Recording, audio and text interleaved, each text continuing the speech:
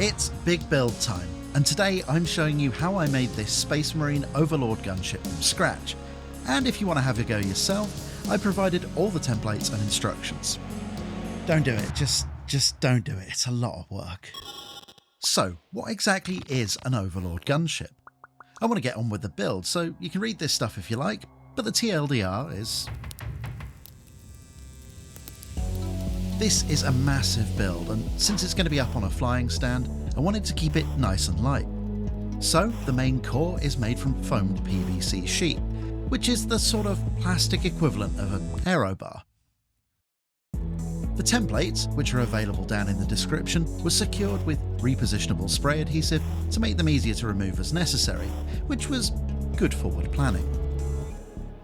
Speaking of which, I built a 3D mock-up in Fusion 360 in order to make the templates, since there's some odd angles going on, owing to the fact that the only description of the Overlord's shape compares it to the Corvus Black Star. With the prep work out of the way, assembling the main hull was pretty straightforward. I made extensive use of 123 blocks, magnets and my engineer's square to make sure everything that was supposed to be a right angle was at least an alright angle. Oh, and if you're mad enough to give this a go yourself, I've put together a basic instruction manual to show which parts go where, for the most part.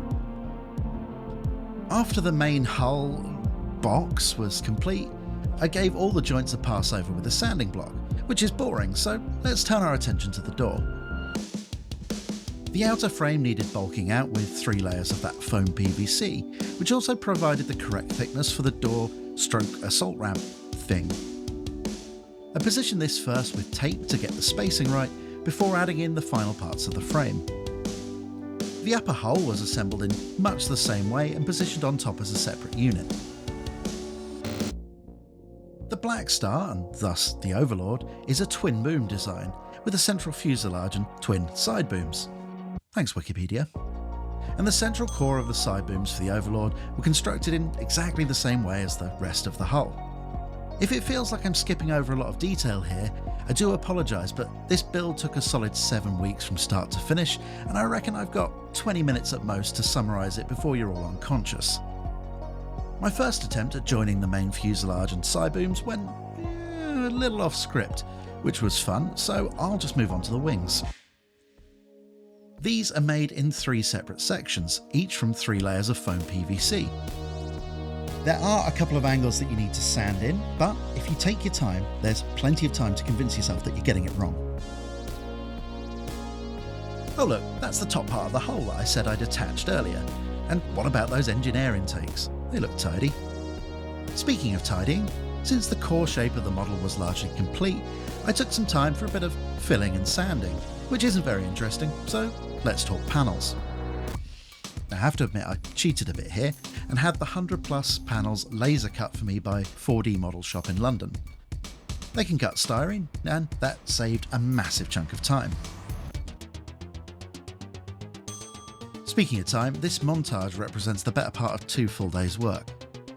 Definitely worth it. Yeah, definitely worth it. Let's make an air intake. There's a few on this model, so I thought I'd start out with the fiddliest possible way to make one. I like using hex section for grills as it produces quite a subtle look, which contrasts nicely with these much chunkier engine air intakes. Once I'd attached them to the fuselage, they needed bedding in with some 1mm styrene sheet in order to bring them flush with the profile of the wings. Then it was door time, my favourite time, probably. These were skinned with 0.5mm styrene and cut down to size. I added a giant styrene comb inspired by the look of the Land Raider's assault ramp and cobbled together an approximation of a hinge mechanism from styrene tube.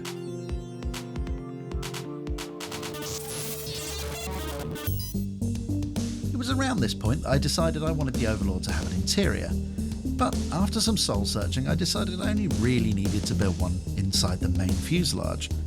It's not a cop-out, it's acknowledging the crushing briefness of human life. With the absurdity of existence rendered widescreen in my unconscious, I thought I should probably knock up something fairly basic for the interior. So my fancy Primaris dudes got bench seats and tread plate.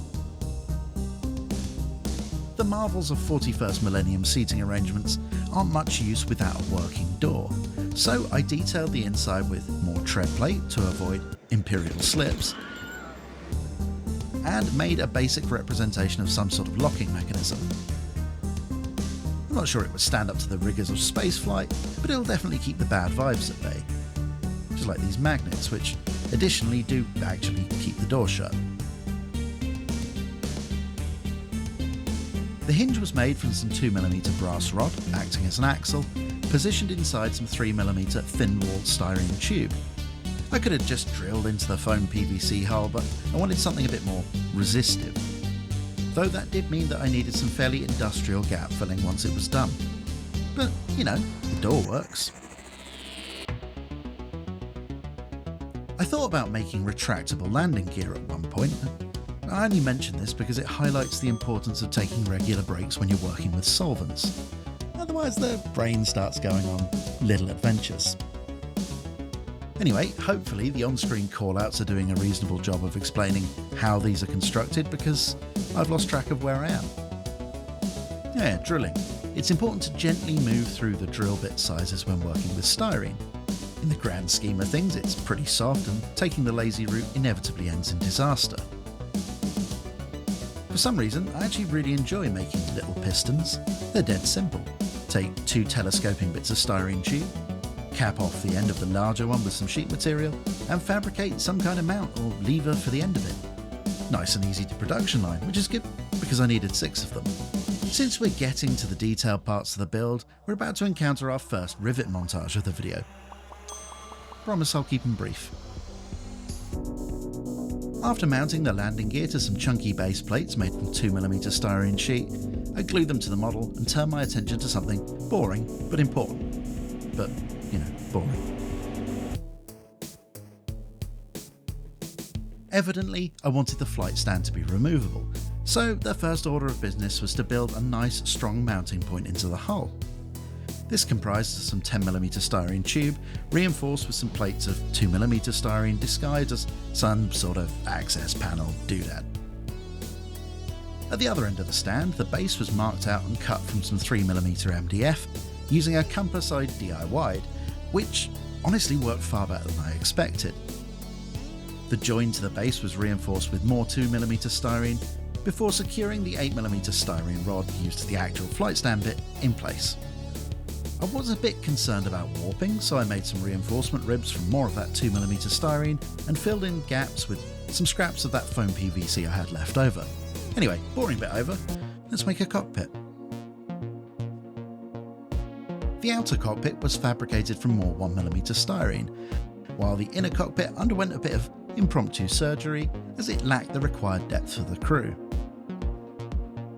For reasons I can't quite remember, I decided that the Overlord should be crewed by Phobos armoured marines, and they also required surgery to reposition limbs into a more sitting down in a spaceship kind of pose. Space Marines have always been a dream for this kind of thing, as the armour seems give you plenty of guidance about what to cut and where. I enjoy this kind of building the most. There's no real plan, no templates, you're just going through the bits box, trying stuff out and seeing what, sometimes literally, sticks. It's improvisation, and much like a bass solo, it's much more fun to do than it is to watch. I'm not sure how much more interesting building chairs is now that I think about it, but that is where we find ourselves. Anyhow, the cockpit interior was completed with a detailed centre console that honestly wouldn't have looked that out of place in a 1980s Jag.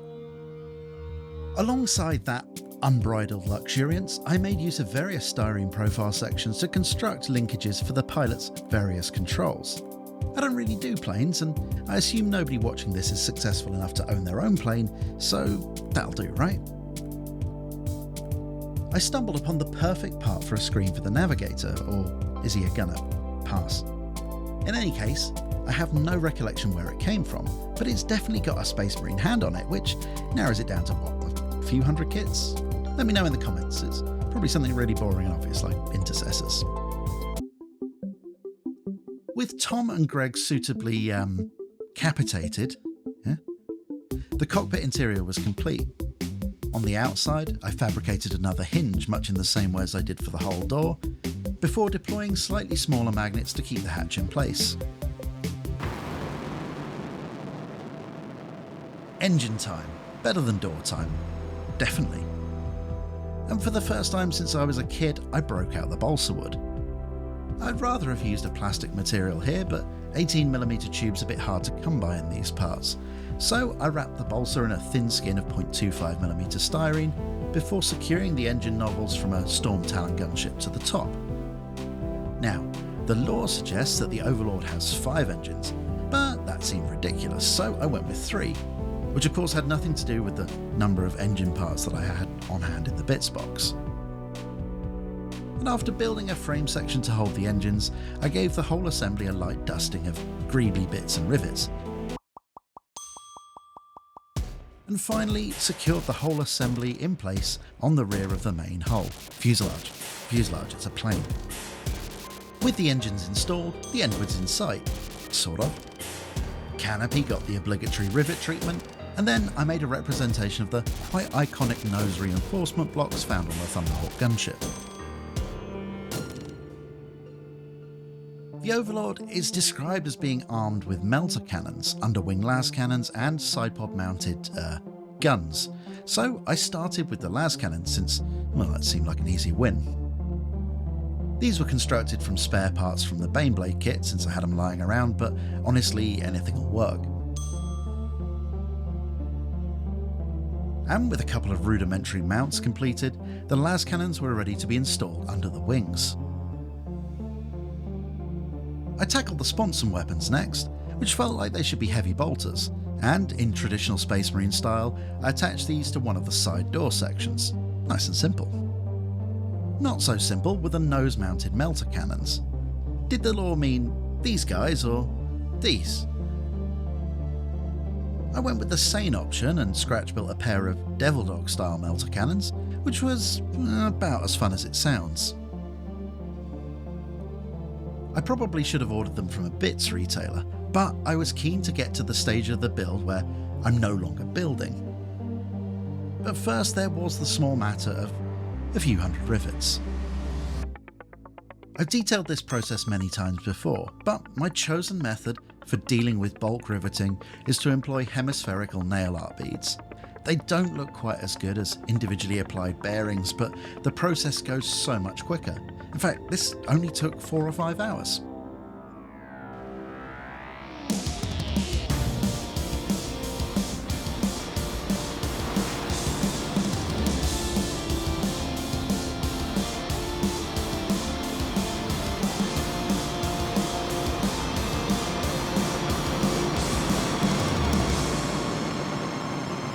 And that's it, the finished model.